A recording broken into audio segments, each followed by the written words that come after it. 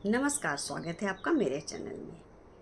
तो पितृ का पक्ष अब ख़त्म हो रहा है, श्राद्ध पक्ष ख़त्म होने जा रहा है। अमावस्या को हमारे जो पितृदेव लोग हैं अपने अपने लोक में चले जाएंगे। तो अमावस्या के दिन क्या करना चाहिए और क्या नहीं करना चाहिए, और ये जो अमावस्या होती है ये क्यों होती है खास, यही जानेंगे आज के इस वीडियो में। लेकिन उससे पहले अगर आप मेरे चैनल में नए हैं तो सब्सक्राइब कर लीजिएगा, और जो पहले से सब्सक्राइब किए हुए हैं उनका बहुत बहुत धन्यवाद। तो चलिए जानते हैं अमावस्या के बारे में। तो मैं पहले भी वीडियो में आपको बताई हूँ कि जिनको अपने पूर्वजों की, माता पिता की मृत्यु की तिथि नहीं मालूम है वो अमावस्या के दिन तर्पण कर सकते हैं, श्राद्ध कर सकते हैं, और आप ब्राह्मणों को भोजन भी करा सकते हैं। तो आप अमावस्या के दिन ये काम कर लीजिएगा। और जो आज पहले आप तर्पण कर लिए हैं, श्राद्ध कर लिए हैं, वो भी अगर हो सके तो उस दिन दान पुण्य कर लीजिए। उस दिन सफ़ेद चीज़ों का दान करना चाहिए, जैसे सफ़ेद चावल, नमक, सफ़ेद मिठाई, ये सब चीज़ों को आपको दान करना है। और आपको पक्षियों को खाना खिलाना है, जानवरों को खाना खिलाना है, उससे बहुत अच्छा होता है और जो पितृदोष है वो ख़त्म हो जाता है।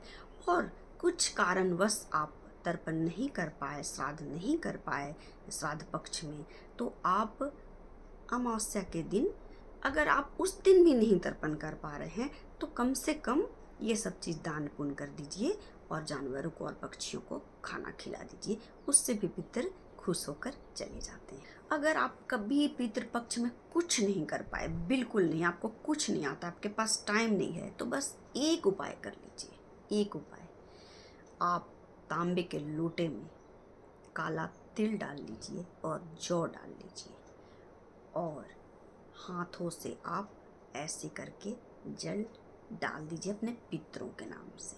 बस इतना तो कर ही सकते हैं। अमावस्या के दिन जल्दी उठकर आप नहा धोकर और आप अपने पितरों को ऐसे पानी दे दीजिए। बस उसी से पितर खुश हो जाएंगे। अगर आप कुछ भी नहीं कर पाए तो कोई बात नहीं है, बस इतना अमावस्या के दिन आप काम कर लीजिए। आते हैं, अब होता है इस अमावस्या के दिन जो हमारे पितृदेव लोग हैं वो अपने लोक में जाते हैं, वो विदा हो जाते हैं। पूर्णिमा के दिन उजाले के साथ वो आए और 15 दिन रहकर वो अमावस्या के दिन अपने अपने लोक में हमें आशीर्वाद देकर चले जाएंगे। तो उनकी विदाई कर देनी है हमें, और इसीलिए खास होता है आज का दिन, क्योंकि वो विदा होकर जाते हैं। आप उस दिन अगर हो सके तो सूर्यास्त के बाद रात के पहले आटे का दिया बनाकर उसको बाहर दीपक जला दे घर के बाहर। उसके बाद वो रात में सभी हमारे पितर जो हैं वो चले जाते हैं।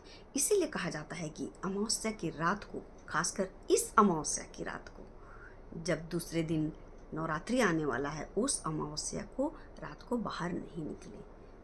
क्यों नहीं निकले? क्योंकि सारे पितर अपने लोक को जाते हुए रहते हैं, तो सारी शक्तियाँ, बहुत सारी शक्तियाँ इकट्ठा हो जाती हैं, तो उस पर हम पर बुरा प्रभाव भी पड़ सकता है।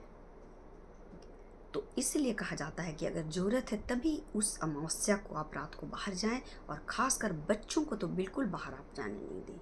और छोटे बच्चे हैं, बहुत ज़्यादा छोटे हैं, तो उनको आप काला टीका, काजल का टीका लगा दें, और आँखों में लगा दें, यहाँ लगा दें, हाथों में लगा दें, आप काला टीका लगा दें, तब उस पर नज़र नहीं लगती है। कहा जाता है कि इस अमावस्या को, दिवाली की अमावस्या एक और एक ये अमावस्या, दोनों में बहुत ज़्यादा नज़र लगती है, क्योंकि बुरी शक्तियाँ भी आती हैं, अच्छी शक्तियाँ भी आती हैं। शक्ति अच्छी हो या बुरी हो, हम इंसान एक साथ उसे नहीं संभाल पाते हैं, इसलिए वो हम पर, शरीर पर असर होता है हम पर। तो उस दिन सारी शक्तियाँ घूमती रहती है। आप देखते होंगे कि इस दिन तांत्रिक लोग बहुत कुछ सीखते हैं, तंत्र मंत्र सीखते हैं और बहुत कुछ सीखते हैं, क्योंकि अमावस्या, ये अमावस्या की रात खास होती है। तो इसलिए खास ध्यान रखें, बच्चों का बाहर नहीं निकलने दें, और खुद भी ज़रूरत है नहीं तो नहीं जाए।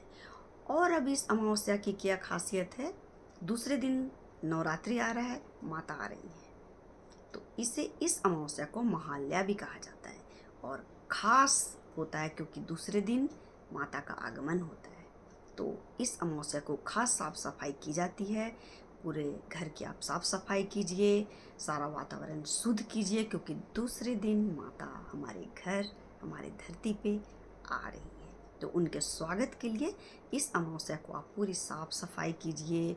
और अमावस्या के दिन ऐसे तो कभी नहीं खाना चाहिए, मैं बार बार बोलती हूँ, लेकिन पितृपक्ष में नहीं खाया, आप नवरात्रि में भी नहीं खाएंगे तो शुद्ध खाना खाइए। मांस मदिरा का सेवन बिल्कुल मत कीजिए।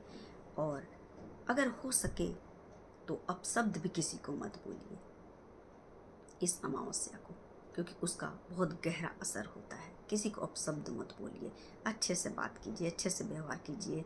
कहने का मतलब है जैसे आप माता के आगमन के लिए घर की सफाई कर रहे हैं, वैसे मन की भी सफाई कर लीजिए।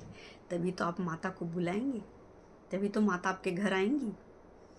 तो इसलिए खास है ये अमावस्या, क्योंकि पितर जा रहे हैं और दूसरे दिन माता आ रही है। तो खास ध्यान रखिएगा अमावस्या को और माता का स्वागत कीजिएगा। तो फिर अब तो नवरात्रि आ रहा है, तो आप सबको बहुत बहुत शुभकामनाएं नवरात्रि की। और नवरात्रि से जुड़ी हुई मैं वीडियो बनाऊंगी और आप तक पहुंचाऊंगी। तो तब तक के लिए मिलते हैं अगले वीडियो में और अच्छी बातों के साथ। धन्यवाद।